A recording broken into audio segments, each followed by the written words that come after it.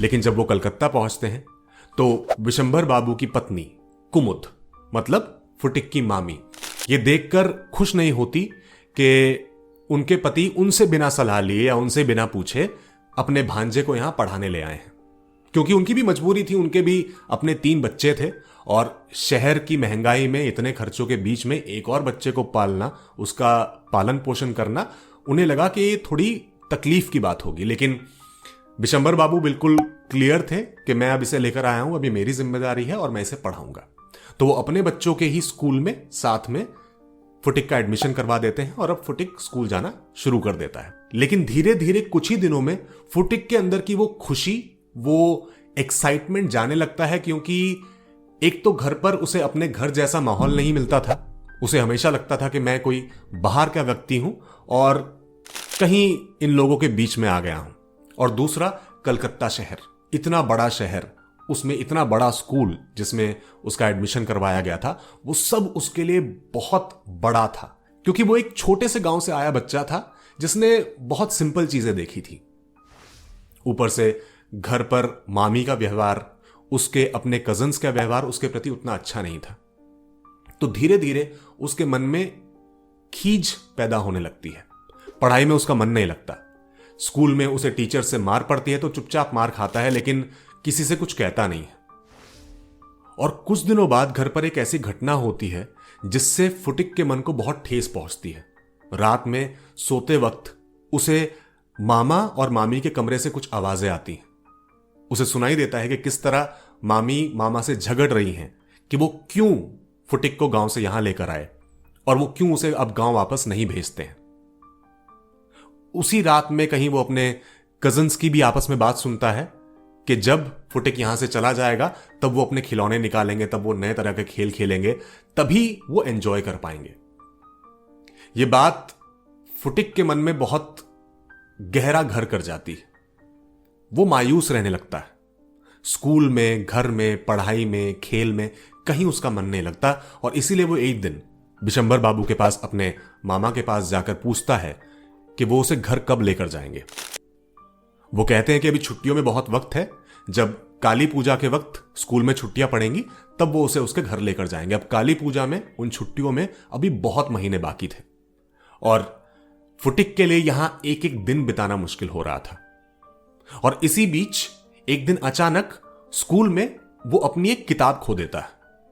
घर आकर जब अपनी मामी को बताता है कि मुझसे किताब खो गई है और मुझे नई किताब के पैसे चाहिए, तो मामी उसे बहुत डांटती, बहुत बुरी फटकार लगाती और कहती है कि अब वो उसे पैसे नहीं देंगी, अब उसे जैसे पढ़ना है जाकर पढ़े। ये बात फुटिक को बहुत बुरी लगती है। वो अपने कमरे में जाकर लेट जाता है और धीरे धीरे उसे थोड़ा सा बुखार महसूस होने लगता है।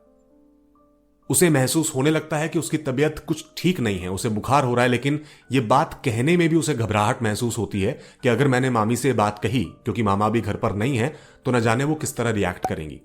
तो वो चुपचाप अपने कमरे में लेटा रहता है। जब मामा आते हैं फिर शाम में उनसे पूछता है कि आप मुझे घर कब लेकर चलोगे।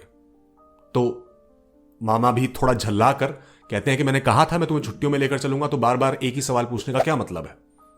और वो चुपचाप जाकर अपने कमरे में लेट जाता है। रात बीतती है, सुबह होती है, स्कूल के लिए तैयार होने का वक्त आता है तो सब देखते हैं कि फुटिक अपने कमरे में नहीं है।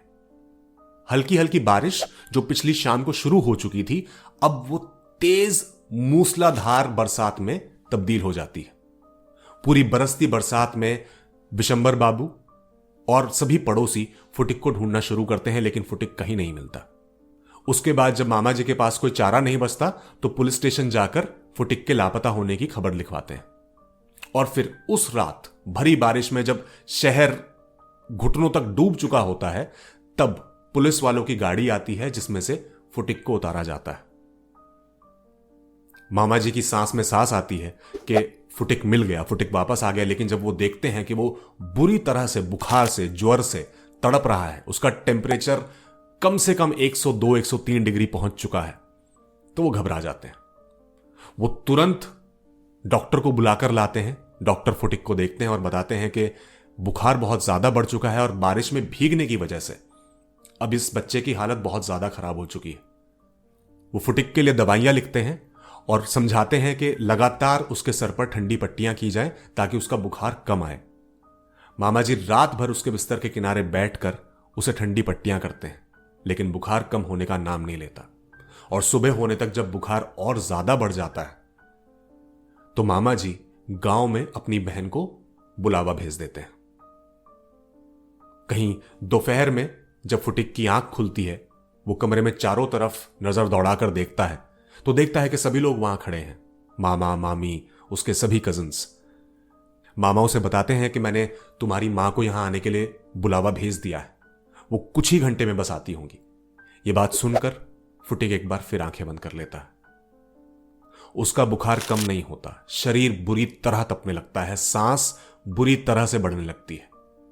और शाम होते होते मां और मक्खन दोनों वहां पहुंच जाते हैं।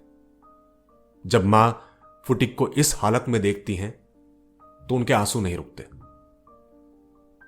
वो उसका सर अपनी गोद में रखती हैं, उसका सर सहलाती हैं और फुटिक की धीरे धीरे आंखें खुलती हैं। वो मां को देखकर मुस्कुराता है और उनसे कहता है, मुझे छुट्टी मिल गई मां। और इन्हीं शब्दों के साथ फुटिक की सांस चली जाती है। वो मां की गोद में दम तोड़ देता है।